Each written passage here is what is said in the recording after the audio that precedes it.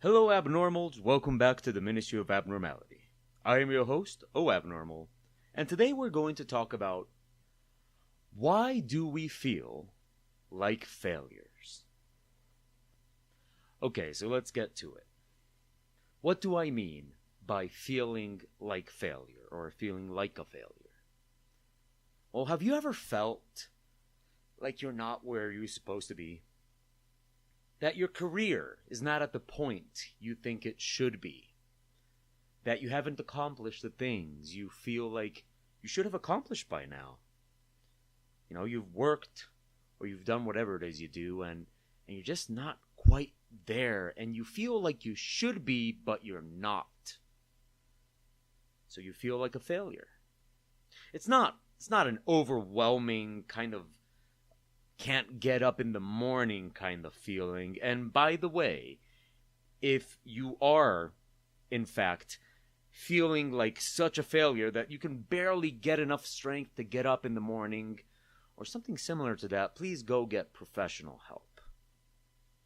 Because, I'm not talking at that level. I'm talking about, these feelings that we all share, where it's just like, I think I should be more successful than where I am right now, and I guess I'm not. So where did I go wrong? Why am I failing? If you felt that way, then you're not alone. I'm right there with you. But why? Why do we feel this way? Well, I thought about it for a while, and I spoke to my community, and I asked them about it, and I thought about it some more, and, thought about what I've done, and I've recorded this video like 3 times already. Well, this audio. I've recorded this audio like 3 times already. But I managed to come up with 7 reasons why we sometimes feel like we are a failure.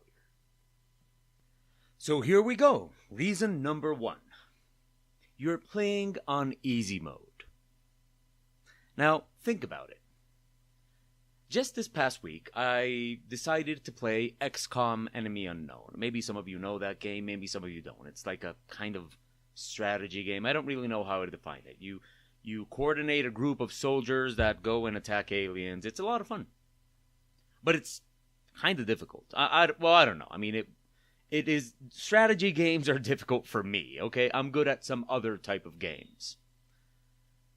So, I was getting frustrated at it, I was dying a lot, and I basically said, I don't have time for this. So I cheated. I cheated. Well, I mean, the mod that I downloaded didn't say it was a cheat. It was a mod. It was called the Uber mod. It was so much fun. It made it so that my soldiers had so much more health. And every time I went to shoot, it was like always 90 to 100% chance of hitting my target. And I didn't have infinite resources. I mean, my soldiers, for example, were not immortal. But, man, they had a lot of health. And I didn't have infinite resources, but, damn, each and every time I completed a mission, I got a buttload of money. It made the game a lot easier. And I enjoyed my time playing the game. It was not intimidating. I really didn't have to make much of an effort to win the game. And I won the game in just a few hours. And that was it. I enjoyed the experience and I said, this is a fun game. But when I was done, I didn't really feel like I had accomplished anything. Because, let's face it, I didn't just play it on easy mode because the game has an easy mode. I played it on Uber easy mode. The mod is called the Uber mod, so, it's just a play on words. Anyway, I had fun. I had my experience. I saw the game. I played it. But I didn't really feel like I had accomplished much. I just experienced the game. I saw what it had to offer, and I saw what it would be like if I took away that mod and played the game the way it was meant to be played.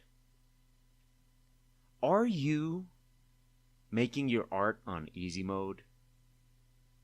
Maybe you're always playing it safe. Maybe you're always drawing the same thing and not really challenging yourself. Maybe you only draw women and you never draw men. Maybe You always draw people, but you never draw scenery or animals or vehicles or anything else. Just people. Maybe all you do is portraits all the time. Or maybe you never do portraits. Maybe you never draw people at all. Maybe all you draw is animals. Maybe you only draw scenery. Maybe you draw all these things, but you trace.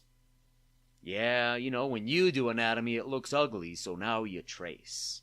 And now they look nice. Maybe you always use photos to trace from the photos, or you're tracing from somebody else's art. You're playing on easy mode. I'm not going to say that you're cheating, because that sounds ugly. But you are playing on easy mode. You've modded the game so that it's too easy, because you're afraid of the challenge. Or maybe the challenge makes you frustrated. Or maybe you just don't feel like you have the time to learn the game properly. And I get it. I totally get it. We're getting older. We're not growing younger. You're, 20-something, 30-something, 40-something, whatever something. You feel like you need to do this now. You don't have 10, 15, 20 years to learn how to draw. No. You have to do this now. So you're going to trace. Or you're going to draw that one thing that you draw well, and you're going to stick to that. Well, guess what? You're playing on easy mode.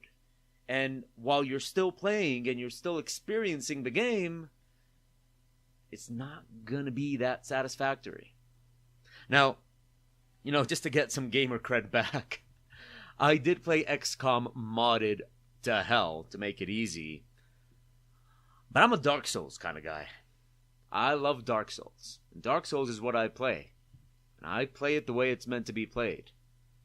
Dark Souls is a difficult game, and it's very, very, very satisfying, because when you play Dark Souls, you really feel like you are accomplishing something.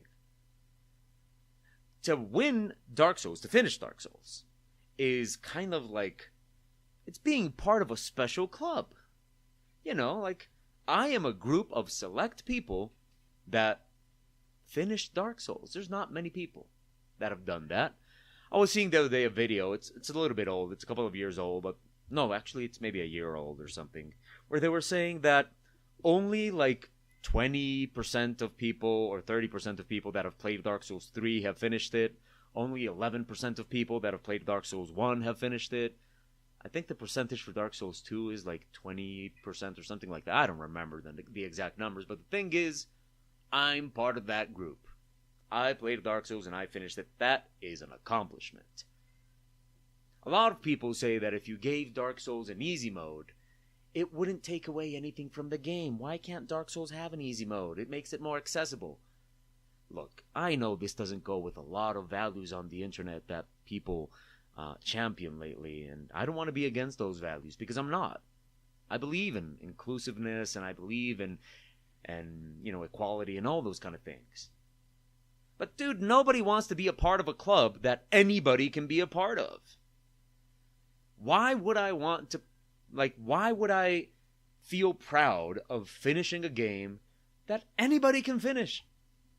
Yeah, it's still fun, but people that say that about Dark Souls are not really getting that part of the fun in Dark Souls is the feeling of accomplishment. And you feel like you've accomplished something because it's exclusive, because not everybody can do it.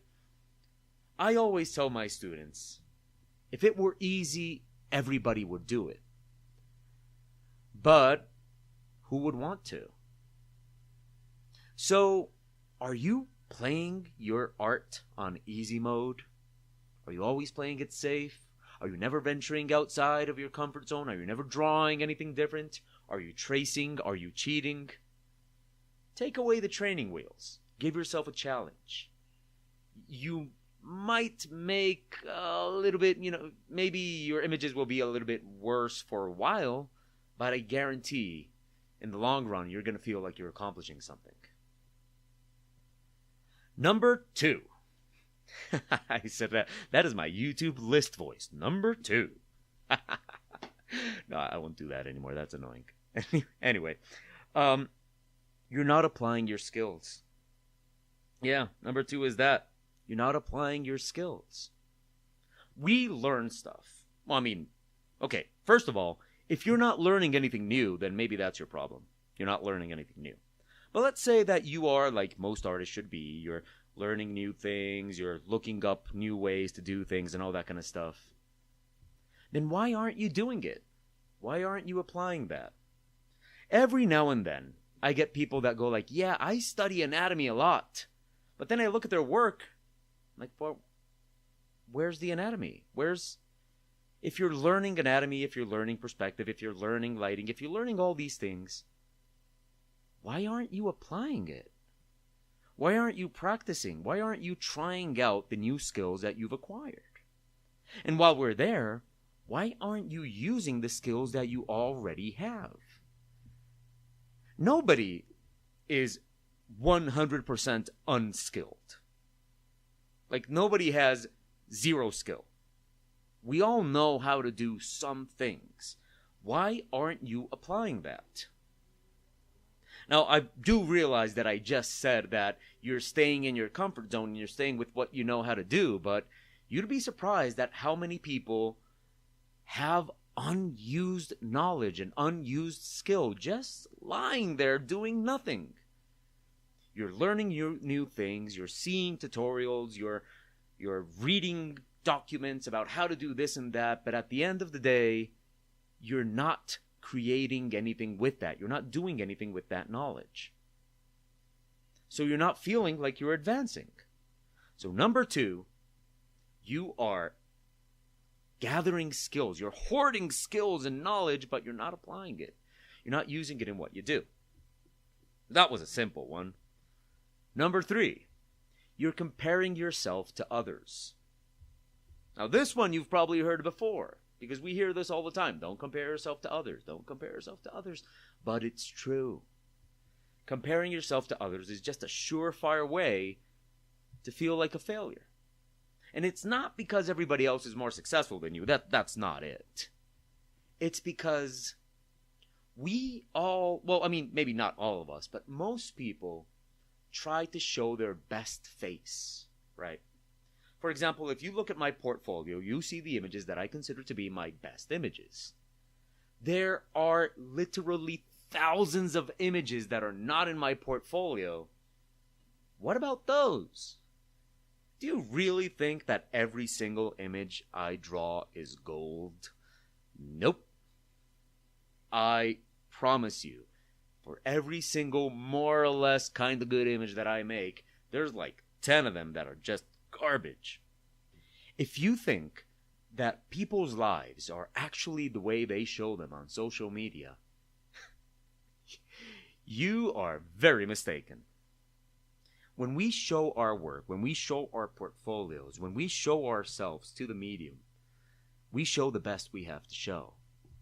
We show our success, only our success, and none of our failures, because that's not what you make your portfolio of. You don't build a portfolio with all the images you've made that didn't work. And if you compare yourself to that, well, look at what you got. You got everything. Like, you're unfiltered to yourself. So you know all the times you've made an image that didn't work out. You know all the times that you've worked and it was just kind of mediocre, barely. You know that you fail 9 times out of 10. And then you look at these other people, and it seems like every single time they put that pen on that tablet, bam! The best artwork ever. If you compare yourself to others, you're setting yourself up to an impossible standard. Because nobody shows their failures. Well, some people do, but normally you don't show your failures. So understand that while it is important to have rivals, and because it's good, you have artistic goals and people that you consider to be rivals, people that you look at and they kind of push you forward. They kind of make you want to be better. That's good. That's good to have. You also have art allies, people that you're kind of running along with and of comparable skill level, and yeah, we're in it together and all that kind of stuff. But understand that you are never, ever seeing the complete 100% of a person. And if you're comparing yourself to the 10% of what they're showing, which is always going to be their best, you're setting yourself up for an impossible standard. You're never going to meet that. Don't compare yourself to others. Have rivals, have allies. Of course, know what other people are doing, but understand that you're seeing their best. Number 4, your goals are not well defined, or you have unrealistic goals. What if I asked you what your goal is? What would you say? Well, if you told me something that your goal is to be the best, or your goal is to be successful, or your goal is to be a professional artist, those goals are really undefined. They're kind of open. How do you know when you've done it? If your goal is to be the best, how do you know? If your goal is to be successful, damn, what is successful? If your goal is too vague or is too undefined, it becomes difficult to know if you've actually accomplished anything at all. Now, on the other hand, your goal might be too defined, too specific. Is your goal, I want to be the art director for World of Warcraft at Blizzard? Well, look, man, unless that position is open and you have the right contacts and you're applying for it and you live there or you can relocate easily and you've got the experience that they're asking for and you're lucky or you know a guy, well, that goal it's not impossible, but it's a little bit specific. Actually, it's a lot specific. So then when you don't accomplish exactly that, you're going to feel like a failure. So maybe your goals are too vague, or maybe they're too specific. And on the other hand, maybe the goals you've set for yourself are unrealistic. Are you setting yourself up for failure simply because you are establishing goals that are simply not possible at the time? Now, what does that mean? Well, yeah, I'd say that there's nothing impossible. Nothing is impossible. For example, every now and then I get students that are into anime and manga. And that's what they want to draw, anime and manga. I've never been able to understand art teachers that hate anime and manga and hate it when their students do anime and manga. What's the problem? Let them do anime and manga if they want. That shit sells. Good for them. But then I get the student that says, I want to be the most famous and successful mangaka in Japan. And I say, okay, calm down there. Calm down. That's not a realistic goal. Now, I'm not saying that it's not possible. It's difficult. It's definitely difficult. It's not possible just because it's difficult. It's not impossible just because it's difficult. But that's a lot in the future. That's way far off. It's not realistic for you to have that goal right now. First, you gotta accomplish some other smaller things before you accomplish that. So is that maybe your problem? Are you setting yourself up with goals that are just not what you should be setting yourself up for right now? Maybe first you should focus on learning some anatomy.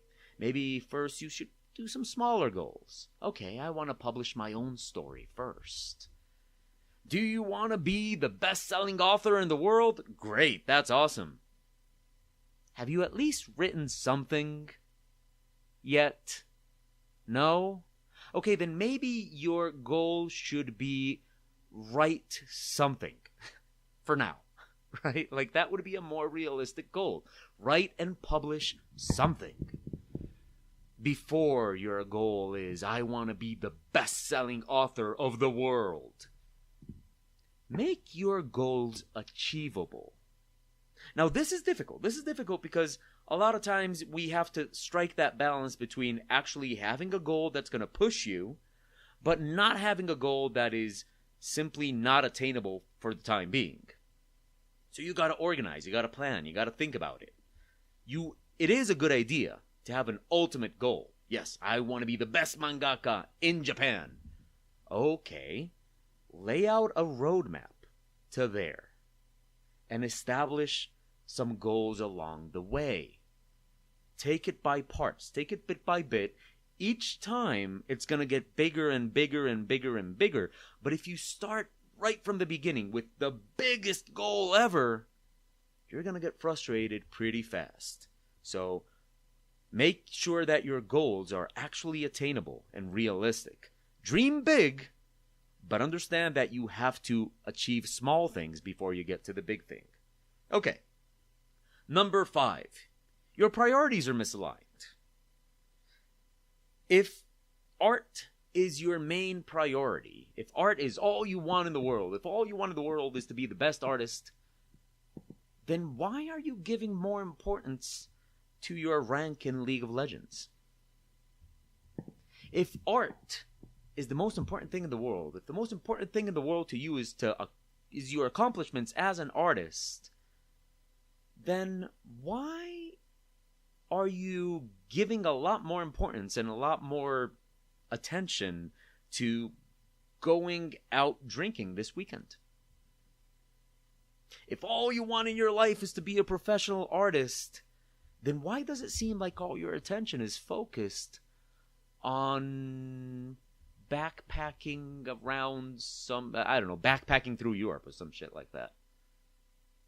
I'm not saying you shouldn't do any of these things. I'm not saying you can't play video games. I'm not saying you can't go out with your friends. I'm not saying you can't take a vacation every now and then.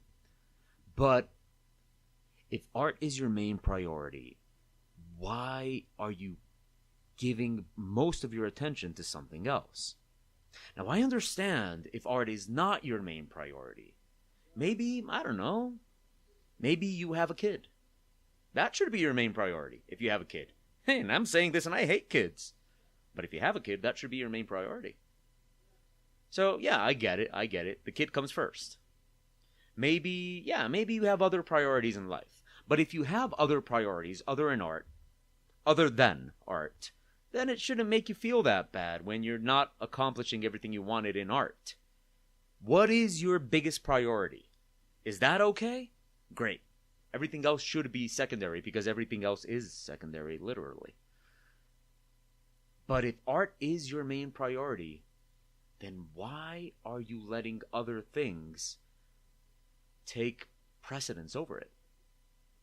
Okay, let's draw this afternoon. Okay, it's time for us to draw. Man, I have to up my rank in League. Oh, okay. I guess League is more important then. Okay, it's time to practice our anatomy. But, man, some friends just asked me out to drink. Oh, okay, well, have fun. I suppose that's more important. Is art really your priority? Now, again, you have to find balance in life. Your life can't be 100% drawing. You have to do other things. But at those times when you've had to choose how to spend your time, have you always made art your second choice? Well, if so, why are you surprised that you feel like a failure as an artist? You have not given it the priority that it deserves. Again, I understand that priorities are different for everybody. But if you're here telling me that art is all you want, and it's your highest priority, well, think about it. Are you treating it like it is? Okay, number 6. You've given up. Now, wait a minute. What do I mean you've given up? Well, you see, think of art, or anything in life really, like a never-ending race. You start running and it never ends. Well, it ends eventually, in death. But before then, it never ends. It's a race that never ends. Are you giving up? You see, that's the way you fail. You step out of the race. Sometimes we're tired. Sometimes we feel bad. All these things. But are you giving up because of that? What I'm trying to say here is sometimes it's not that you're a failure, sometimes it's just that you haven't succeeded yet. You got to keep on running. You got to keep on pushing. Pushing? You got to keep on pushing. A lot of times we feel like failures, but it's not that we're a failure. It's just that we haven't succeeded yet. And you got to keep running. The only way you're going to win is if you try. But I guarantee you're not going to win if you don't even try, or if you step out of the race. So you don't give up. Have you given up? When was the last time you actually sat down and made a drawing and made some art? Oh, okay, recently? Okay, when was the last time you were like on a roll? Like, oh man, I've been making so much art this week. When was the last time that happened? Or are you just like making a little art piece and then not doing anything for a month, and then making a little art piece and then not doing anything for a month? Are you really in it? Are you really in the race? Are you really running? Yeah, maybe you're not number one. Maybe you're not there yet. But you gotta race. You gotta run. You can't give up. Are you taking a break? Did you step out of the race from? Okay, let me just. Okay, did you step out from the race for a while? Or there you go. That might be one of the reasons you feel like you failed. And finally, number 7. You're going at it all alone. Look, we all feel this way. I feel this way. I feel like my career is not where it's supposed to be. I feel like I'm not as successful as I should be. I feel like I'm 37. Why have I not been working on the cover of a mainstream comic yet? Why? I want to be a cover artist. Why am I not making covers for comics? Mainstream comics. Why not? Why am I not illustrating for huge publishing houses? I feel like a failure too. I feel like I haven't accomplished everything I should have. But I'm not alone, and you're not alone either. And if you go at it alone, it's gonna get heavy. It's gonna get unbearable. Find a community. Find a group of people that share your interests. Not a group of people to pat you on the back, and definitely not a group of people that are just gonna kick you down. Find a group of people that are gonna push you forward, where you're going to find allies and rivals. Sometimes some people are both. Where you're going to find people that are also looking to improve and progress and move forward, and that share your values and that like the topics that you draw, and find a community. Don't go at it alone. If you go at it alone, I guarantee you it gets too much. Oh, but I don't like people. Guess what? I don't either. But I like my community. I love my community. The Ministry of Abnormality has given me probably one of my strongest, most important assets. A group of people that support me, where there are people that will tell me if I fucked up. From something simple like, hey, I think that eye looks a little bit off, to, yeah, that's not your best work. But they'll also praise me when they think I've accomplished something. And I do the same for them, and it's important. Don't go at it alone. And if you're going at it alone, believe me, it will become too much. I've said it, heard 1,000 times that networking is what you need to do to succeed in this industry. And yes, it's true. Networking is what you need to do to succeed in this industry. But beyond that, networking, let's just not call it that. That sounds too corporate. Having a community, being a part of a community, is what you need to survive in this industry. So there you have it. 7 reasons why we feel like failure. You're playing on easy mode. You're not applying your skills. You're comparing yourself to others. You have undefined or too precise or unrealistic goals. You have misaligned priorities. You've given up. or you're going at it all alone. Hopefully this video will help you, well, I don't know, maybe give you some points to think about your career and what you're doing with it. If you have anything you'd like to talk to me about or anything you'd like to say concerning this topic, please feel free to send me a message, leave a comment, any way you want to communicate with me. You'll find me anywhere on the internet as Abnormal, and this video does have a comment section that you can use.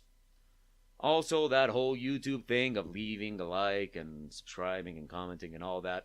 But I do have a Patreon in case you want to support my work, help me make more videos, and also if you want the high-resolution version of this image right here, or the line work for this image, you'll find it on my Patreon, so go check it out.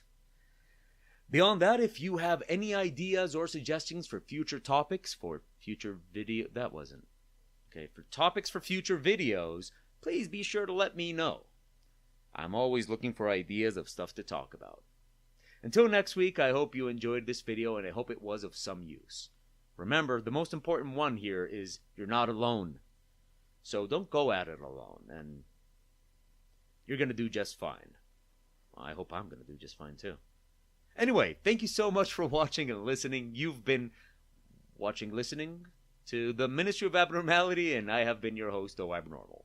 I'll see you next week, and until then, stay naughty.